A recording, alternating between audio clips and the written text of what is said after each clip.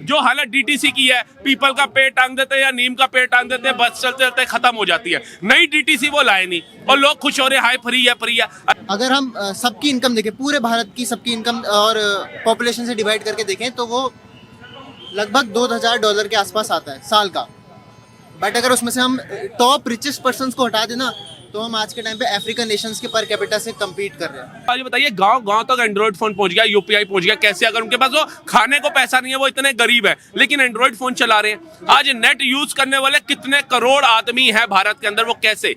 अगर देश गरीबी में है तो वो कर्जा सोना वापसी लाएगा, वो वंदे भारत नमो भारत लाएगा, वो राफेल लाएगा, भारत के अंदर मिसाइलें लेकर के आएगा बाहर से खरीद करके, पेट्रोल लेगा रूबल के अंदर। आज तक कौन सा भारत का प्राइम मिनिस्टर हुआ है जिसने अमेरिका को ललकार के डॉलर को चटका करके रूबल में डील करी हो? एक प्रोजेक्ट करने की कोशिश करी जा रही है कि पिछले 8 साल में इतना हुआ है कि पर कैपिटा इनकम बहुत बढ़ गई है, जबकि डेटा ये कहता है कि जो मीडियल और मोडल इनकम है वो बहुत नीचे गिरी हुई है। हम अफ्रीकन नेशन से कम्पीट कर रहे हैं। ये कहते हैं भैया मैं वही जो पहले 10 रुपए किलो आलू थे, वही 10 रुपए किलो आलू खाऊं, पर जो मेरी पहले तनख्वाह 20,000 थी वो 40 हो जाए। ऐसे कैसे? वो बेचारा सब्जी वाला ना कमाए। पिछले 1 साल में आपने कुछ देखा है, आपने कभी पढ़ा हो कि दिल्ली में इंफ्रास्ट्रक्चर पे कुछ निवेश हुआ है केजरीवाल सरकार में, या मुफ्त पे ही ज्यादा फोकस किया गया?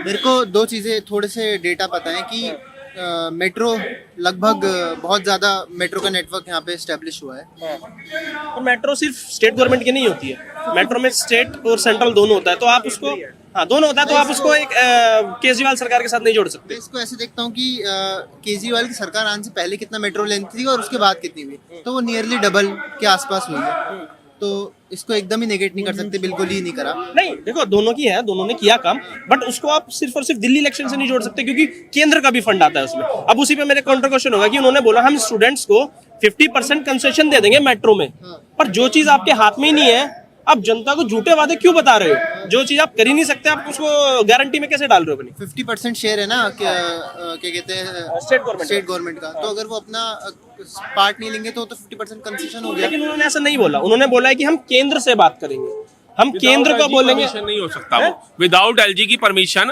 ये नहीं हो सकता है। एलजी से आपको साइन करना, और सबसे बड़ी बात है सुप्रीम कोर्ट ने आपको मना कर दिया है। सुप्रीम कोर्ट ने आप पे रोक लगा दी, किसी फाइल को साइन नहीं कर सकते, कुछ नहीं कर सकते। तो फिर जनता से झूठे बातें क्यों? इवन कि ये मुख्यमंत्री भी नहीं बन सकते दोबारा जब तक इनके ऊपर केस चल रहा है ना। तो ये जनता से झूठे बातें क्यों? मैं मुख्यमंत्री बनूंगा, मतलब जनता भी इतनी भोली भाली है, वो कहते नहीं केजरीवाल जी आएंगे तो मिल जाएगा। अभी आप लोग ये सोचिए कि हर चीज फ्री चाहिए हमें, लेकिन आप जब मेट्रो स्टेशन जाएंगे उस पे अगर फ्री होगी ना तो आपको सीटें अच्छी नहीं मिलेंगी, आपको इतनी कन्वीनियंस के साथ खुली नहीं मिलेगी। एसी आपको बंद मिलेंगे गर्मियों के अंदर, और सर्दियों के अंदर आपको हवाएं चलती हुई दिखेंगी, गुटके पान थूके हुए होंगे। अभी तो ये बाहर की कंपनी के हाथ में है, तो हमारे को मेट्रो लगती है। इसको वो पुरानी वाली रेलवे बनता, टाइम नहीं लगेगा मेट्रो को। अगर हमें एक स्वच्छता मिल रही है दिल्ली के अंदर मेट्रो, तो हमें गर्व होना चाहिए कि हमारे अगर दिल्ली के अंदर कोई फॉरेनर भी आता है, बाहर से भी आता है, या हमारे परिवार के सदस्य जिसको मेट्रो में जाते हैं, तो हमें गर्व हो कि मेट्रो में उसको ट्रेवल करा रहे हैं। लेकिन क्या जो हालत डीटीसी की है, पीपल का पेड़ टांग देते हैं या नीम का पेड़ टांग देते हैं, बस चलते चलते खत्म हो जाती है।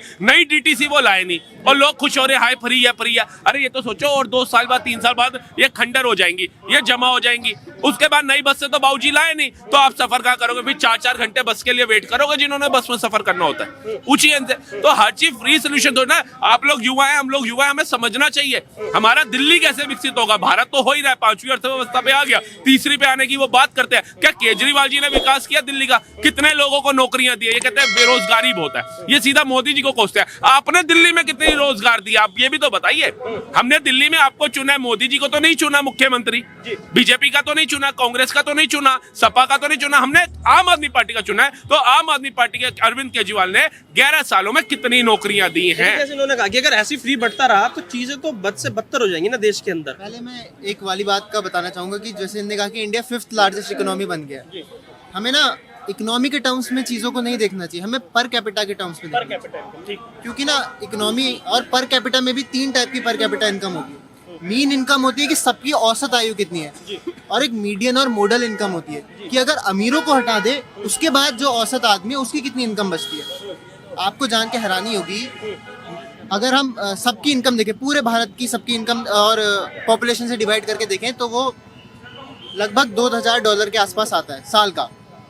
बट अगर उसमें से हम टॉप रिचेस्ट पर्सन्स को हटा देना तो हम आज के टाइम पे अफ्रीकन नेशंस के पर कैपिटा से कम्पीट कर रहे हैं। इसका मतलब है कि इंडिया की इकोनॉमी के शेप्ड है। के मतलब आप ये कहना चाह रहे हैं, अगर मैं सीधे और सरल शब्दों में रखूं, अमीर और अमीर हो गया है और गरीब और गरीब होता जा रहा है। मोदी सरकार में व्यापारियों का ज्यादा वर्चस्व है कि व्यापारी बड़ा होता जा रहा है और गरीब के लिए कोई कम नहीं हो। मैं भी नहीं कह रहा हूँ, ये डेटा के नंबर, डेटा के। तो फिर आप उस डेटा पे क्या राय रखते हैं? मैं कह ये डेटा झूठ थोड़ी बोलता है। अच्छा। ये सिंपल है कि भाई अगर आपको दिख रहा है कि अगर पर कैपिटा इनकम बढ़ी है, उसमें ज्यादा योगदान पर कैपिटा इनकम बढ़ने का है कि जो रिचेस्ट हैं वो और रिच हो गए हैं। आपको पता है जो हमारी एफएमसीजी सेक्टर है ना, मतलब सर मैं छोटा सा आपको और कर दूं, इनसे ये पूछिए, अगर हमारी पर कैपिटल इनकम जो एक आदमी की आय है वो कम है इनके हिसाब से, तो आज से पहले इनसे पूछिए कि जब पहले तो बहुत अच्छी हुई होगी, आज अचानक कम हो गई है, बहुत कम हो गई इनके साथ, तो आज ये बताइए गांव तक एंड्रॉइड फोन पहुंच गया, यूपीआई पहुंच गया, कैसे? अगर उनके पास वो खाने को पैसा नहीं है, वो इतने गरीब है लेकिन एंड्रॉइड फोन चला रहे हैं। आज नेट यूज करने वाले कितने करोड़ आदमी है भारत के अंदर, वो कैसे? आज अगर यूपीआई से पेमेंट, अगर मैं यहाँ भी खड़ा हूँ, मुझे अपने घर में 10 रुपया भेजना, चाहे मैं दिल्ली रह रहा हूँ और मेरे घर वाले उत्तराखंड है, तो मैं 10 रुपए भी भेज सकता हूँ। ये कैसे? अगर हम आगे बढ़ेंगे, हमारा देश आगे बढ़ेगा, तभी तो हम बढ़ेंगे। आज से पहले हम लैंडलाइन पे थे, कईयों के घरों में होता था, पड़ोसी को फोन करना पड़ता था, बहन जी आपका फोन आया, वो वहां पहुंचता था। फिर हम देखते थे एसटीडी पीसीओ की दुकानें होती थी, 1 रुपए का कॉइन लेकर के जाते थे। फिर हमने देखा बटन वाले फोन आए, बटन के बाद आज एंड्रॉइड आ गए। पहले कंप्यूटर लेना हर किसी के लिए आसानी था, आज आपके घर में हाथ के अंदर मिनी कंप्यूटर है। आज आकर के देखिए कि भारत विकास की तरफ बढ़ रहा है। लेकिन अगर हम यही सोचेंगे कि यार वो तो केजरीवाल जी कहते हैं देश गरीबी में है, राहुल गांधी कह रहा था देश गरीबी में है, अरे राहुल गांधी तो नेहरू के टाइम से कह रहा है देश गरीबी में, हम गरीबी हटाएंगे। इंदिरा जी ने कहा हम गरीबी हटाएंगे, राजीव गांधी ने कहा हम गरीबी हटाएंगे, मनमोहन सिंह जी ने कहा गरीबी हटाएंगे। मनमोहन सिंह जी के टाइम में कितना टन सोना गिरवी रख दिया था, आज 200 टन मोदी जी ले आए। अगर देश गरीबी में है तो वो कर्जा सोना वापसी लाएगा, वो वंदे भारत नमो भारत लाएगा, वो राफेल लाएगा, भारत के अंदर मिसाइलें लेकर के आएगा, बाहर से खरीद करके पेट्रोल लेगा रूबल के अंदर। आज तक कौन सा भारत का प्राइम मिनिस्टर हुआ है जिसने अमेरिका को ललकार के डॉलर को चटका करके रूबल में डील करी हो? देखिए कहीं ना कहीं यही कहना चाह रहे हैं कि अगर किसी, मैं सरल भाषा में बता दूं जिससे हमारी ऑडियंस को भी पता चले, कि अगर किसी व्यक्ति की तनख्वाह सैलरी अब से 2 साल पहले 10,000 थी, तो क्या आज भी वो 10,000 ही कमा रहा है या बढ़ा या गेन हुआ है? हाँ, इसमें एक तो मैं आपका इसका आंसर देता हूँ और दूसरा सर के कुछ आर्गुमेंट्स थे। पहला जो आपने बोला कि इनकम है, इनकम इंक्रीज हुई है इन नो डाउट, बट क्या वो इन्फ्लेशन के एट पार इंक्रीज हुई है? मतलब जितनी महंगाई बढ़ी है क्या उसके हिसाब से इनकम इंक्रीज हुई है? तो नहीं हुई है। कैसे नहीं हुई है? अगर जैसे उन्होंने एक डेटा दिया कि पहले बहुत कम लोगों के हाथ में एंड्रॉइड फोन हुआ करते थे और डेटा हुआ करता था, आज गांव तक एंड्रॉइड पहुंच गया, डेटा पहुंच गया। कितने लोग टेंट में अपनी बेटा बेटी की शादी कर रहे हैं, सब बैंक्वेट में कर रहे हैं, क्यों? पूछिए। देखिए पहले इन्होंने कहा था कि क्या 2014 से पहले पर कैपिटा इनकम बढ़ी नहीं थी? बिल्कुल सही बात है, नहीं बढ़ी थी। बिल्कुल सही बात है कि भाई हम ऐसा थोड़ी कह रहे कि आज देश की हालत बहुत खराब है, ये पहले से ही खराब होते हुए आ रही है। इसमें अच्छा कुछ ग्रोथ नजर नहीं आई है 2014 के बाद? बिल्कुल हुई है, मैं ये डिनाई कर ही नहीं रहा हूँ, पर मैं ये कितनी मारुति गाड़ियां सड़क पर देख रहे हो, कितनी अल्टो देख रहे हो, सारी लगी। देखिए पहली बात तो ये कि 2014 से पहले मैं ऐसा कुछ नहीं कह रहा हूँ कि बहुत डेवलपमेंट हुआ था और 2014 के बाद सब गिरा हुआ है, पहले से ही ऐसा चलते हुआ आ रहा है। बट आज के टाइम पे हो क्या रहा है कि एक प्रोजेक्ट करने की कोशिश करी जा रही है कि पिछले 8 साल में इतना हुआ है कि पर कैपिटा इनकम बहुत बढ़ गई, जबकि डेटा ये कहता है कि जो मिडिल और मोडल इनकम है वो बहुत नीचे गिरी हुई है, हम अफ्रीकन नेशन से कम्पीट कर रहे हैं। उसी पे मैंने सवाल किया था ना आपसे कि आप ये कहना चाह रहे हैं कि जिस व्यक्ति की 2 साल पहले 10,000 सैलरी थी, तो क्या आज भी वो 10,000 ही कमा रहा है? आपको नहीं लगता ग्रोथ हुई है उसमें? मैं तो 2 साल की बात कर रहा हूँ। चलिए हर दूसरे तीसरे महीने में ग्रोथ मिलती है, हाइक मिलता है कि नहीं मिलता? बट वो इन्फ्लेशन के एट पार है या नहीं, हमें ये भी देखना पड़ेगा।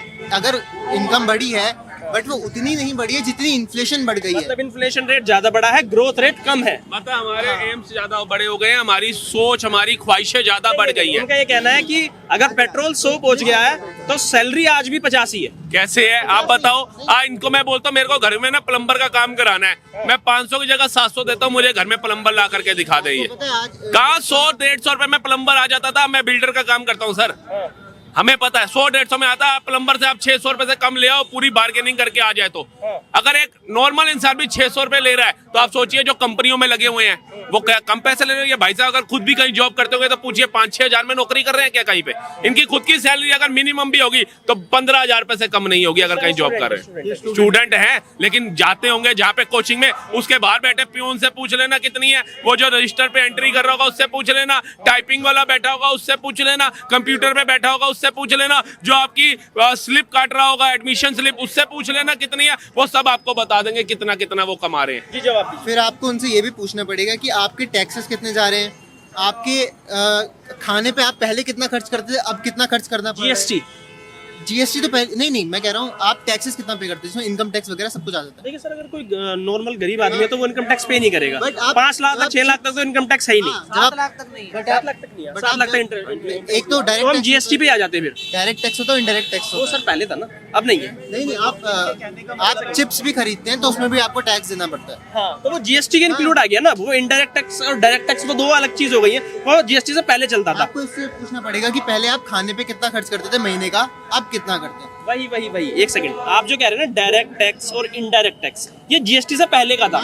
जीएसटी के बाद इंक्लूड कर दिया गया है। टोटल 18% जीएसटी लगती है। स्टेट अलग लगता है, सेंट्रल अलग लगता है, इनकम टैक्स अलग होता है। तो आप जीएसटी की बात कर रहे हैं कि टैक्सेस बढ़ गए हैं जीएसटी के थ्रू जो सरकार ने बनाए। आप मैं वही तो कह रहा हूँ, आप पहले पूछना एक फैमिली से कि वो एक टाइम पे कितना अपने monthly food budget, data exact नहीं बट वो बड़ा है। डेटा नहीं, आप जो एग्जांपल देके बता रहे हैं कि मैंने जैसे सपोज आपने एक चिप्स का पैकेट खरीदा या आपने कुछ भी खरीदा तो उस पर कितना टैक्स दे रहे हैं आप? जैसे मैं आपको इसका एग्जांपल दे सकता हूँ, पेट्रोल प्राइसेस। जीएसटी में नहीं है भाई वो। अरे नहीं मैं कह रहा हूँ अगर जीएसटी में ले आए तो सबसे पहले ये पेट्रोल का आप उदाहरण दे नहीं सकते ना, क्योंकि वो जीएसटी में है ही नहीं। But संविधान खत्म हो गया बोलेगा आगे। फूड क्या कहते हैं, वेजिटेबल्स वगैरह, हाँ, उसको ले लीजिए। तो उसका आप अगर डेटा निकालेंगे तो उसके प्राइसेस बढ़े हैं। ऐसा थोड़ी है कि यार आप मेरे को ये मत लीजिए कि मैं वो कह रहा हूँ कि कम्प्लीटली डिनाई कर रहा हूँ, बट मैं जो प्रोजेक्ट करा जा रहा है मैं उसको बता रहा हूँ कि वो रियलिटी नहीं है। देखिए मैं आपको जीएसटी का बताता हूँ। पहले लगता था 2 तरीके का टैक्स, डायरेक्ट टैक्स और इनडायरेक्ट टैक्स। उसमें सारी चीजें आती थी, इनकम टैक्स अलग हो गया, सेल्स टैक्स अलग हो गया, वैट अलग हो गया, एक्साइज अलग हुआ। लेकिन जब से जीएसटी आया ना तो जीएसटी से पहले टोटल 24 प्रकार के टैक्स लगते थे हमारे इन सारे प्रोडक्ट्स पे, लेकिन अब 18% जीएसटी लगता है। तो जो टैक्सेस थे ना वो पहले के मुकाबले अब कम हुए हैं। पहले ज्यादा लगते थे, अब नहीं लगते इतने ज्यादा। मैं सिर्फ उन टैक्सेस की बात नहीं कर रहा हूँ, मैं कह रहा हूँ एक मंथली बजट में जो शिफ्ट होता है ना, अगर आप एक परिवार से पूछेंगे कि एक टाइम पे आप कितना खर्च करते थे अपने मंथली फूड बजट पे वर्सेस अभी कितना कर रहे हैं, तो उसमें फर्क मिलेगा। और वो इन्फ्लेशन रेट हो गया ना सर। हाँ। तो इन्फ्लेशन रेट, अगर आपकी सैलरी बढ़ी है तो इन्फ्लेशन भी तो बढ़ेगा ही ना। अगर आपकी महंगाई बढ़ रही है देश में तो आपकी सैलरी भी तो बढ़ रही है ना। अब आप बोल रहे हो कि मैं 2010 में 20,000 कमाता था, आज 40,000 कमाऊं और पेट्रोल में 50 का ले लूं, तो वो तो पॉसिबल नहीं है। आलू वही 8 रुपए किलो ही खाऊंगा। ये कहते भैया मैं वही जो पहले 10 रुपए किलो आलू थे, वही 10 रुपए किलो आलू खाऊं, पर जो मेरी पहले तनख्वाह 20,000 थी वो 40 हो जाए। ऐसे कैसे वो बेचारा सब्जी वाला ना कमाए। वाह। देखिए वही बात होगी ना। बट फिर वही बात मैंने जो पहले कही थी वही वापस से भाई जो मैंने पहले बात कही थी वापस से कि इनकम रेट कितना बढ़ा है परसेंटेज में और इन्फ्लेशन रेट कितना बढ़ा है। पेपर बताओ कहाँ लिखा है, आप डिटेल्स दे सकते हो, डाटा दो, आप डाटा दो। डाटा हम देते हैं कि हमने यमुना साफ करने के 7,000 करोड़ रुपए दिया, आप उसका हिसाब दो कहाँ गए। मैं केजरीवाल की तरफ से थोड़ी बोल आप बोलो, आप फिर हम जब आपने बहस करनी है तो उसके कई मुद्दे हैं। अरे भाई बात का मुद्दा आपने किधर का कैसे शिफ्ट कर दिया। इनकी सोच अभी की है, जैसे भाई की एज मेरे ख्याल से 20 या 21 या 22 होगी, इतनी होगी, तो इनकी सोच वहाँ तक है। और मेरी ये 42, मैंने वो चीज़ें देखी हैं। मैंने जैसा आपको पहले भी कहा, आज़ादी के बाद से ही कांग्रेस की सरकार रही है। हमने 2014 से पहले 300 रुपए दिहाड़ी भी देखी है और आज वो 800 से 1,000 रुपए है। तो ऐसा तो नहीं है, बढ़ी नहीं। फिर आप ये देख लेना, दिल्ली पुलिस हो या कितने भी सरकारी महकमे हो, उनकी जो तनख्वाह थी कम थी, भ्रष्टाचार ज्यादा था। मोदी जी आए कि इनका पेट पहले इनकी तनख्वाह बढ़ा दो ताकि वो इतना भ्रष्टाचार रहे ना। तनख्वाहें बढ़ी, 70,000 रुपए हो गई है। एक टीचर की तनख्वाह उस समय 25,000 30,000 होती थी, आज उनकी तनख्वाह 80,000 रुपए। प्रिंसिपल की 2.25 लाख रुपए की तनख्वाह है। क्या लग रहा है 2014 के बाद केजरीवाल दिल्ली में आए हैं और मोदी जी की सरकार केंद्र में आई है, पहले के हालात में और आज के हालात में क्या डिफरेंस नजर आता है? मेरे को डिफरेंस, पहली बात मैं ना किसी की तरफ से बोल रहा हूँ, मेरे को बस ये मेरा ओपिनियन ये है कि भाई अगर एजुकेशन में इम्प्रूवमेंट आया है तो उसको अप्रिशिएट करना चाहिए, हेल्थ में इम्प्रूवमेंट है तो उसको अप्रिशिएट करना चाहिए। किसने किया? दिल्ली में तो दिल्ली गवर्नमेंट नहीं करा है, ठीक है, बट मेरे को बाकी स्टेट्स में, चाहे वो कांग्रेस हो चाहे बीजेपी स्टेट्स, रूल स्टेट्स हो, चाहे मैं उत्तराखंड की बात कर लूँ, मेरे को गवर्नमेंट स्कूल्स में बिल्कुल भी आप किसी को भी विजिट कर लीजिए, कोई अच्छी इंप्रूवमेंट नहीं है। बिल्डिंग बनी हुई नहीं दिख रही है।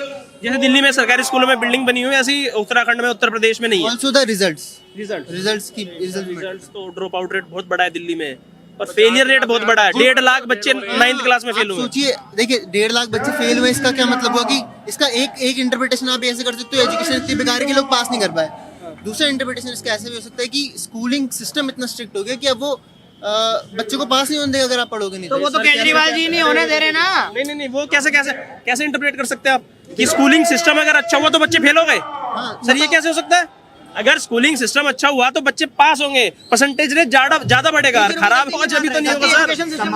समान से बिल्डिंग के स्ट्रक्चर से कुछ मतलब नहीं होता, बच्चे की खुद की शिक्षा होनी चाहिए। अब आप यहाँ पे पढ़ने आए हो, आप अपने माता पिता को कह रहे हो मैं यहाँ पढ़ने आया हूँ, अब आप यहाँ पे पढ़ोगे नहीं तो यहाँ पे आपके माता पिता का कसूर है या शिक्षा का कसूर है या आपका कसूर है? आपका कसूर है ना।